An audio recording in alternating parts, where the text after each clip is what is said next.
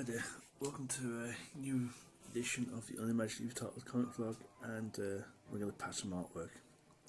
So in this illustration, I think the face in this panel is not as strong as in the first panel, and it's drawn smaller. So we're going to patch the face. We're going to make a brand new drawing and drop it over. So I've already redrawn it to something that I think works better.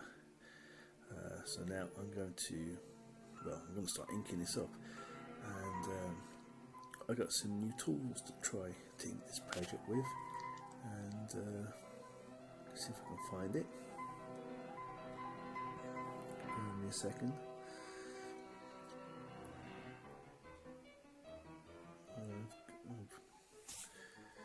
There it is. That is a Kuretake Superfine Fude. I already used the number 8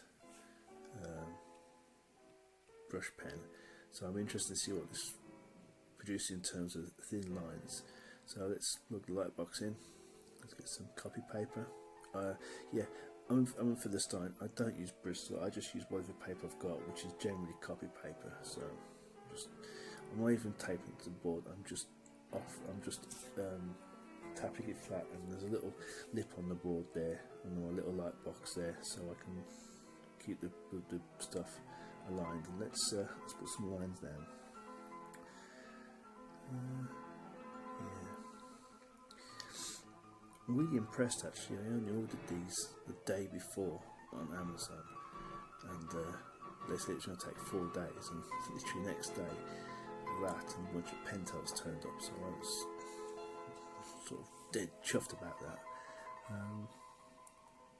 Yeah, it looks like it's capable of producing a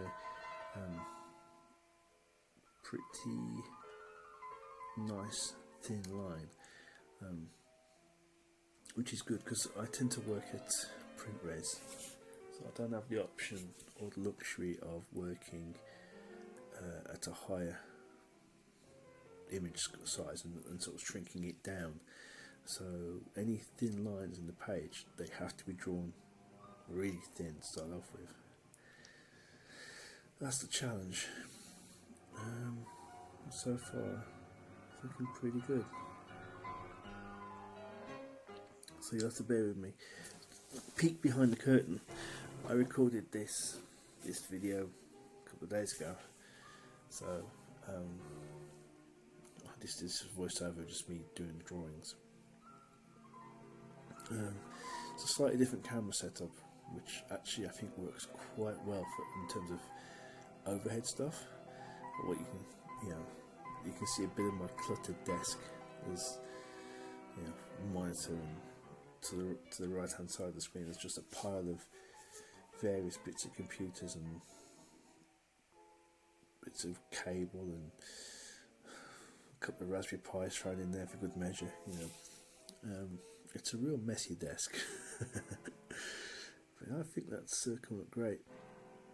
Spinning the paper around, I'm just keeping hold of the paper as I'm spinning it. That way we don't lose any registration. And yeah, I really like this pen. I think this is a great little pen. I say great, I say little. I mean, it's flagged, it's down as a disposable pen, so you can't refill these apparently.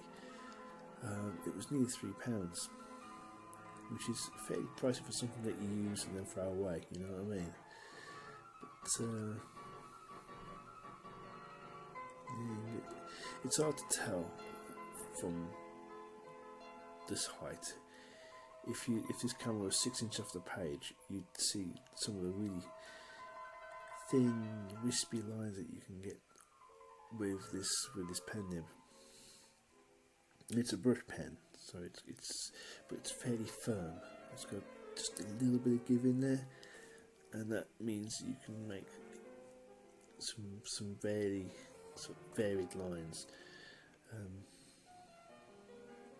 Yeah. So here I'm inking up. This is in case you didn't know, this is for A Midsummer Nightmare. This is Oberon, or my version of Oberon. and so I'd gone for sort of a woodland vibe. He's got this crown made of twisted branches. It's got the pointy ears. You know, in any other setting, you'd say it was like a forest elf or something, like something out of Lord of the Rings. You know, it's a strange character because his presence is everywhere in the story. You see the actions that he is asked Puck to perform, and he only turns up in 2 panels right at the end.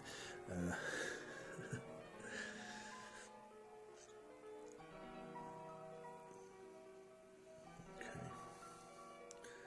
I think we're doing the beard now, and yeah, in the artwork there's some really nice wispy thin lines where the beard meets the skin of the face.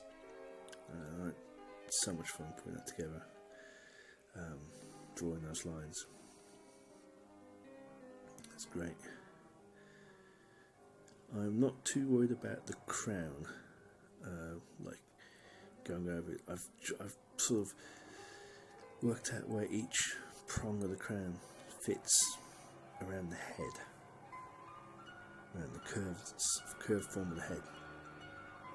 And what I'll be doing is I'll be using another pen, a thicker pen, to sort of block in big tones, big chunks of sinewy forms, to sort of hint at like twisted vines or branches.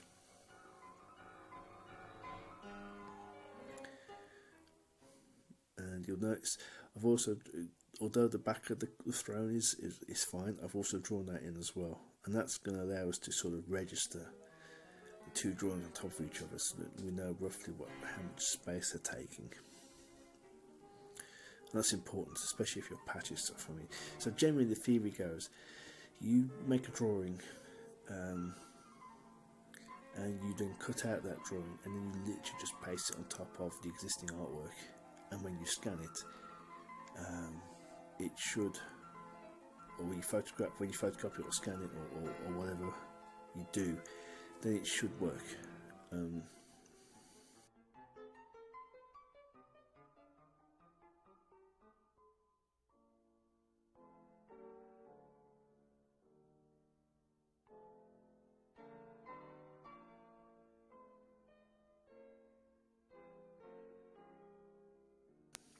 Yeah, I like the hands on this one a lot better.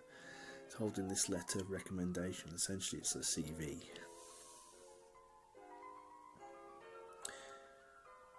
Yeah, I'm drawing the hands now, and just holding this letter. I think it worked a lot better now.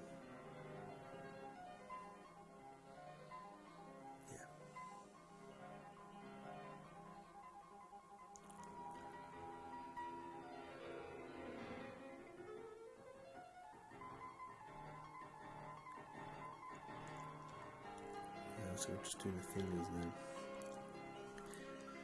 It's quite interesting doing that. I essentially had a piece of copy paper in my left hand. I was sort of looking at it through a mirror and just roughly sketching out the general forms. The index finger on its own is essentially gripping the page with the thumb, and the other fingers are just there just to hold it in place, and they essentially form a triangle. So that's what I drew. Let's put the lid back on this. Oh, did I miss a bit? I must have missed a bit. Never mind.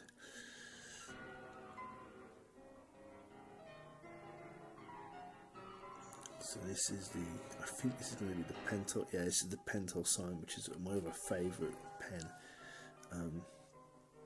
It's also disposable. Sort of think of it as a cheaper and cheerful version of a pocket brush. I use that quite a lot at the moment. The last couple of comics I've done, I've used that pen. So yeah, yesterday a pack of 10 of those turned up, so I have to sort of use them.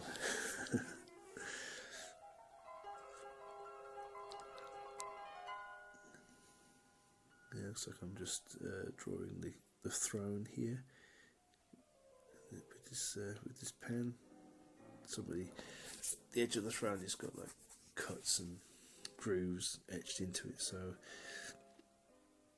it gives it a 3D effect. And it looks like I'm drawing the crowns now, and I'm just drawing sinewy forms just up the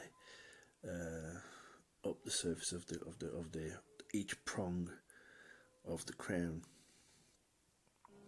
to make it look like sinewy sort of woven vines or branches and things.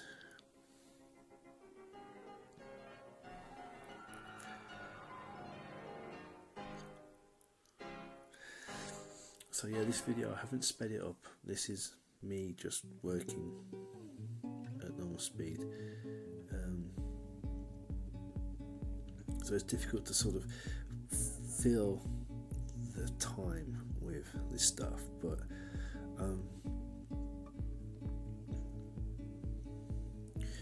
so right now we've got these pages in, they're all scanned in right now, and we're in the process of about to start colouring them,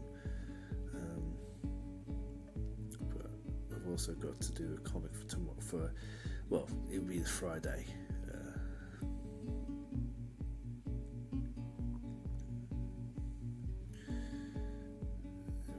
That's another prong done.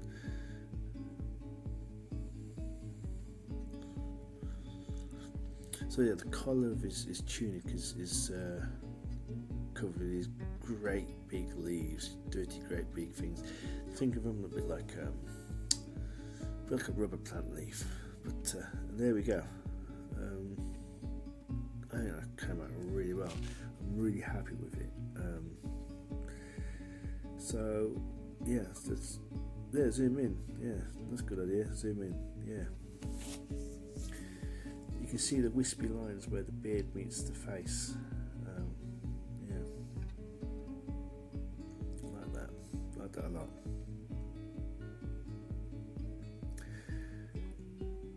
And now, I think we're just... I just missed a few bits.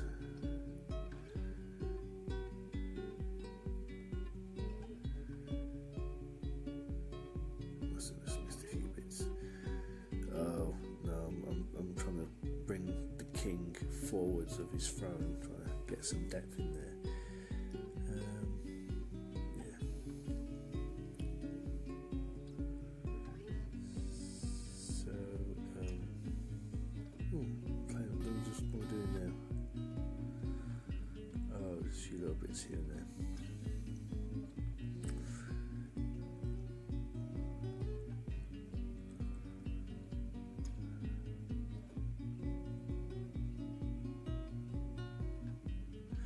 Okay,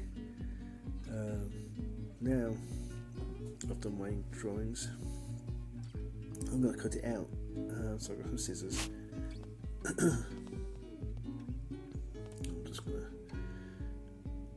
to cut this drawing out. So the plan is to sort of stick it on over the chair, drawing that's there, with a bit of Pritt stick or glue stick or something, and scan this page of inks, and that should work with minimal messing about, and that's kind of useful.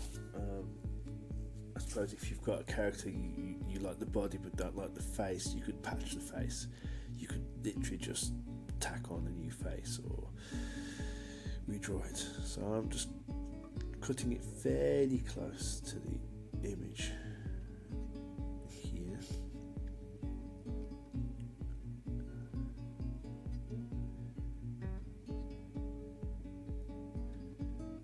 Maybe, I don't know, half a centimetre. So let's take a look at it. That works quite nicely.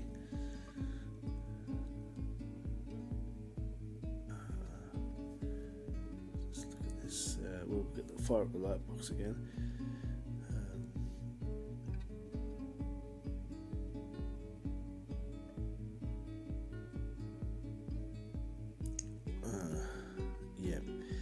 there's a slight problem. I think the old crown is in a slightly different position, and I've cut it so close that if I glue it on, there'll be a bit where suddenly this new crown appears out of nowhere. That's quite a bit of work to do then to get that to fit. Yeah, see, I'm tapping the screen. And yeah, that's a bit of a rookie error really. I should have roughed this up and sort of roughly cut it with either a Stanley knife or a scalpel, or just jotted points to cut to define an edge. So the plan now, I'm going to scan the artwork in and compose them together in Krita. So yeah. So we didn't paste up traditionally because it didn't work, but we'll paste it up digitally and it'll be fine. I'm sure it'll be fine. In fact, here's the final image. Composed it together in Krita. So it wasn't a 100% successful patch, but we did sort of patch it. Next drawing video we'll do something fun. Alright. Anyway, I better go. Alright, see you later. Alright, bye.